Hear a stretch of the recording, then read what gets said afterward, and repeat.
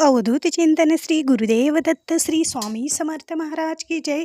श्री स्वामी समर्थ. माझ्या सर्व ताई आणि दादांना तुमचं सर्वांचं स्वामी समर्थ माझी आई या चॅनलमध्ये स्वागत आहे. आजचा दिवस स्वामी महाराजांच्या कृपेने तुमचा सुखाचा आणि आनंदाचा जावो ही स्वामीचरणी प्रार्थना करून आजच्या नवीन व्हिडिओला नवीन सेवेला सुरुवात करूया. तर बघा, आपण आयुष्यामध्ये ना आपल्या खूप सारे अडचणी असतात, खूप सारे प्रश्न असतात आणि अशा काही अडचणी असतात त्याच्यातून काही केल्याने मार्ग मिळत नाही. मग प्रत्येक म्हणजे प्रत्येकाला नेहमी काही ना काही कोणती सेवा करावी, कोणता उपाय करावा, कोणती सेवा केल्याने नेमकं फळ लवकर कसं मिळेल, असं बऱ्याच ताईंचं दादांचं म्हणणं असतं बरं का. आणि आज आपण या व्हिडिओमार्फत जाणून घेणार आहोत, कोणतीही अडचण असो बघा, तुमचा कोणताही प्रश्न असो, त्याचं उत्तर मात्र एकच. आता बघा, तुम्हाला तुमचा विवाह जुळत नसेल त्यासाठी तुम्ही ही सेवा करू शकतात. तुम्हाला संतानप्राप्ती होत नसेल त्यासाठी तुम्ही ही सेवा करू शकतात. त्याचबरोबर तुम्हाला नोकरी मनासारखी नोकरी मिळत नसेल त्यासाठी तुम्ही ही सेवा करू शकतात. स्वतःचं घर व्हावं यासाठी तुम्ही ही सेवा करू शकतात. एखादा उद्योगधंदा आहे तर तो उद्योगधंदा हा तुमचा खूप पुढे जावा, त्याच्यामध्ये खूप तुमची प्रगती व्हावी असं वाटत असेल तर त्याच्यासाठी तुम्ही हा उपाय ही सेवा करू शकतात. त्याचबरोबर तुमचं मनासारखं स्वतःचं हक्काचं घर व्हावं यासाठी तुम्ही सेवा करू शकतात. किंवा काहीही तुमच्या मुलाच्या शिक्षणासाठी, तुमच्या मुलाच्या पुढच्या भविष्यासाठी, किंवा घरात सुख समाधान शांती नांदावी यासाठी काहीही असो, काहीही प्रश्न असो, असंख्य प्रश्न असो, त्याच्यावर उत्तर मात्र एक, ती म्हणजे आज जी मी सेवा सांगणार आहे ती सेवा. ताईंनो आणि दादांनो, तुम्ही जर ही सेवा श्रद्धायुक्त अंतकरणाने जर तुम्ही ही सेवा केली तर तुम्हाला 100%च काय तर 101% तुम्हाला या सेवेचा रिझल्ट येणार, या सेवेचा अनुभव येणार. या सेवेने तुमची जी काही इच्छा आहे, जी काही मनोकामना आहे ती पूर्ण होणार. इतकी छान आणि इतकी प्रभावी ही सेवा आहे. तुम्ही जर ही सेवा श्रद्धायुक्त अंतकरणाने केली किंवा सर्व काही स्वामी महाराजांवर सोपवून जर ही सेवा केली, फक्त निस्वार्थ भावनेनं जरी तुम्ही ही सेवा केली का नाही, स्वामी माऊली मी ही सेवा करणार आहे, तुम्हाला तर माहिती माझी इच्छा कोणती आहे, तर स्वामी महाराज तुमची ती इच्छा नक्की पूर्ण करणार म्हणजे करणार. इतकं या सेवेचं फळ मिळतं. आणि जो कोणी ज्या ताईंनी ही सेवा केलेली आहे तर त्या ताईंना या सेवेचं महत्त्व सांगण्याची सुद्धा गरज लागत नाही, इतकं या सेवेचं महत्त्व आहे. तर ताईंनो, तुम्हाला तुमच्या जर आयुष्यामध्ये खूप अडचणी असतील, तुमच्या जर आयुष्यामध्ये खूप तुमच्या इच्छा मनोकामना आहे आणि त्या काही केल्याने पूर्ण होत नसतील तर ही सेवा आवर्जून करा. आता बघा, फक्त सेवा केली म्हणजे सगळंच मिळतं का? तर हो, मिळतं, पण त्याच्यासाठी तुमचं कष्ट पण तितकंच प्रामाणिक पाहिजे. त्याच्यासाठी तुम्ही कष्ट पण केलं पाहिजे, कामही केलं पाहिजे. असं नाही की तुम्ही फक्त घरामध्ये बसला तर मला हे दे ते दे, देवा मला एवढा पैसा दे, देवा मला एवढी नोकरी मिळू दे, असं म्हणल्याने होत नाही. त्याच्यासाठी नोकरी मिळायला हवी तर तुम्हाला त्याच्यासाठी शिक्षण पण तेवढं पाहिजे. त्याचबरोबर स्वतःचं घर पाहिजे असेल तर तुम्हाला तुमच्याकडे पैसा पण येण्याचे मार्ग पण पाहिजे.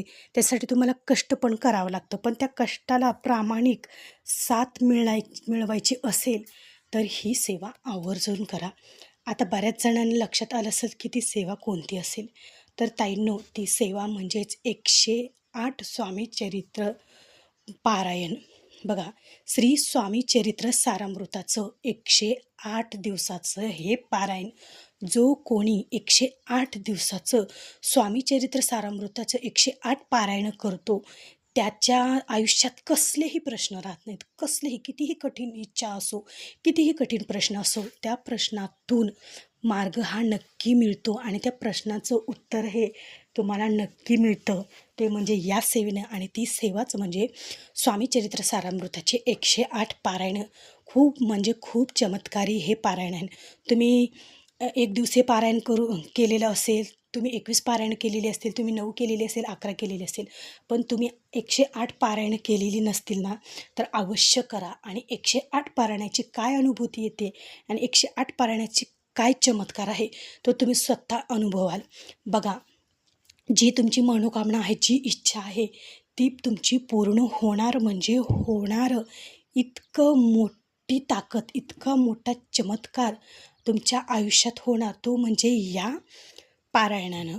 तर हे पारायण कसं करायचं याचे सगळे अटी नियम तर तुम्हाला माहीतच आहेत. म्हणजे या चॅनेलवर जे व्हिडिओ अपलोड केलेले आहेत तर त्याच्यात सर्व काही माहिती दिलेली आहे. तरी पण थोडक्यात मी तुमच्याशी माहिती शेअर करते. ही सेवा पूर्ण करण्याच्या आधी तुम्हाला संकल्प करायचा आहे. केंद्रामध्ये जाऊन नारळ, खडीसाखर, फूल ठेवून तुम्हाला स्वामी महाराजांना प्रार्थना करायची आहे की तुम्ही ही सेवा करणार आहात संकल्पयुक्त 108 पारायणाची.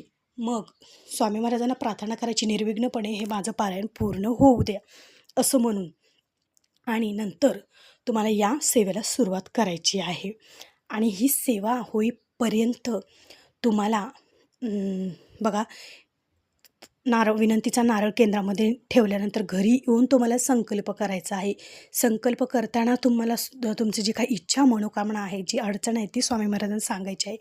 ही माझी इच्छा मनोकामना पूर्ण होऊ द्या असं तुम्हाला म्हणायचं आहे. मी 108 स्वामीचरित्र पारायण करणार आहे असं स्वामी महाराजांना म्हणायचं आहे. निर्विघ्नपणे ही माझी सेवा पूर्ण होऊ द्या असं स्वामी महाराजांना म्हणायचं आहे.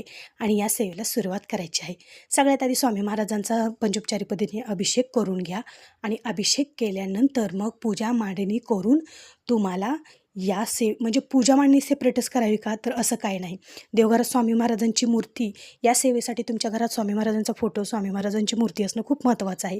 यासाठी तुमच्या देवघरात स्वामी महाराजांची मूर्ती असेल तर तुम्ही ही सेवा देवघरातच दररोज करू शकतात. याच्यासाठी सेपरेट मांडणी करायची गरज नाही. देवघरातच तुम्ही ही सेवा करू शकता. देवघरासमोर आसन टाका आणि या सेवेला सुरुवात करा.